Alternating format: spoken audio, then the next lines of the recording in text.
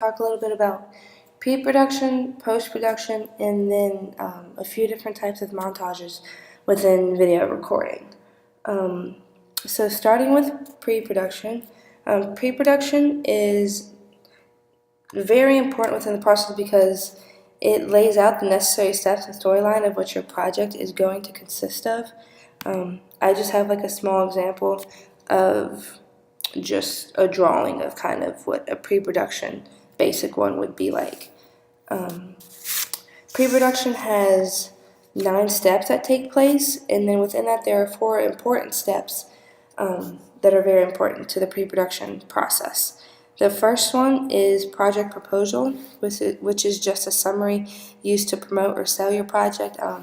This is just thinking in terms of what your project material will be and what you want your viewers to see.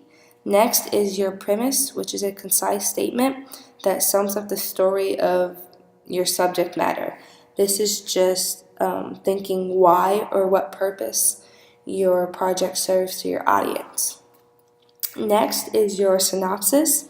This is just a short paragraph that describes a basic storyline or theme. This walks the audience through your storyboard and kind of gives them a short snapshot of what your project is going to be.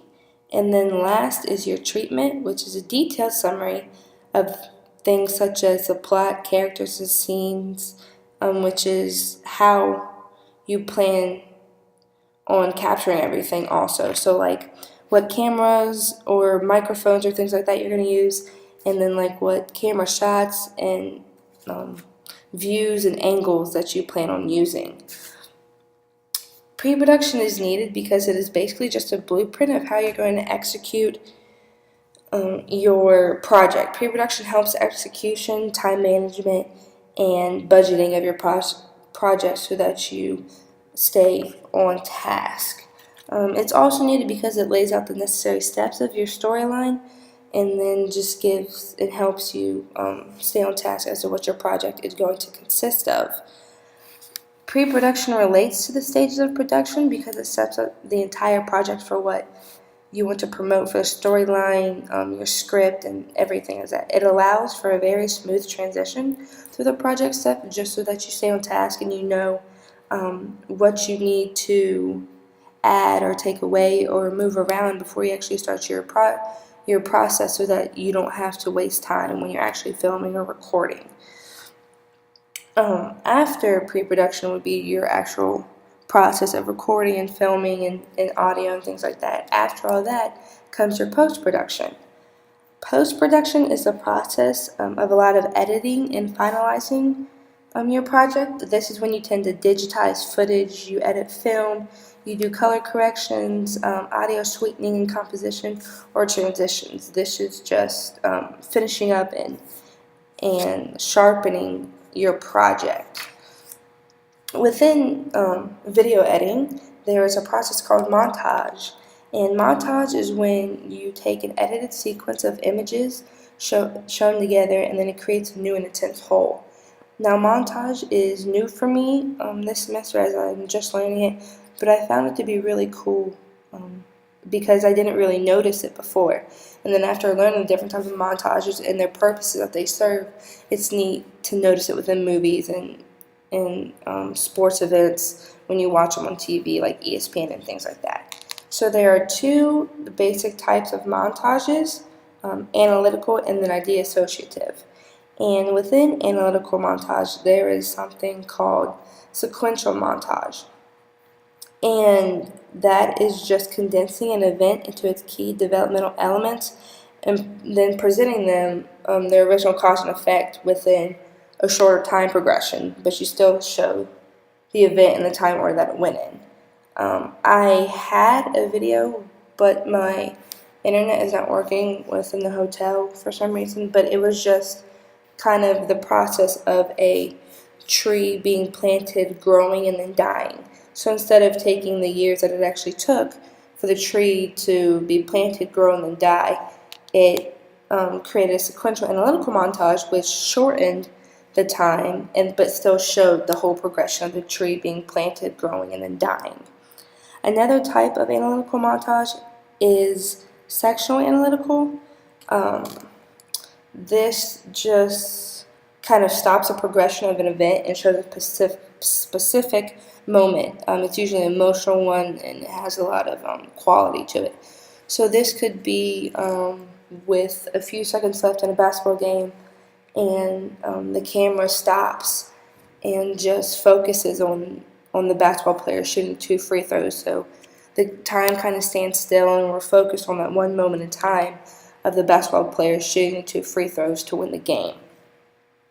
The next type of montage is idea associative montage, and that just juxtaposes two seemingly disassociated events to create a third principal idea or concept. So it takes two different events and brings them together to create a whole new idea.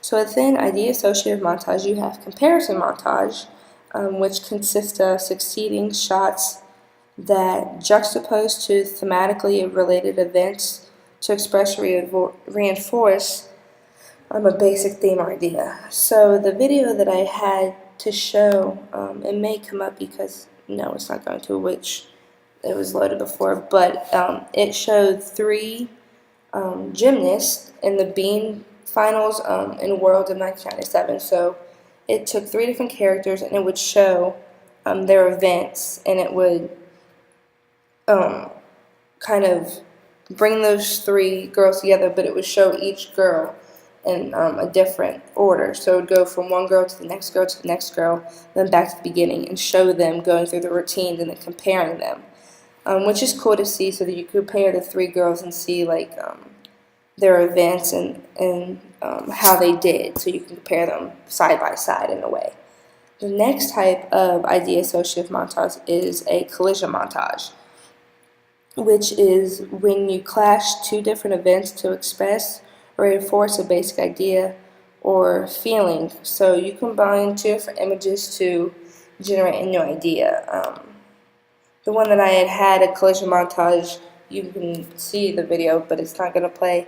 It started out with a guy just walking along, and he seemed kind of upset. So like at first you don't know why he's upset, but then it adds another event, the second event, that clashes together and gives a reason for him being sad, which was that his dog had passed away.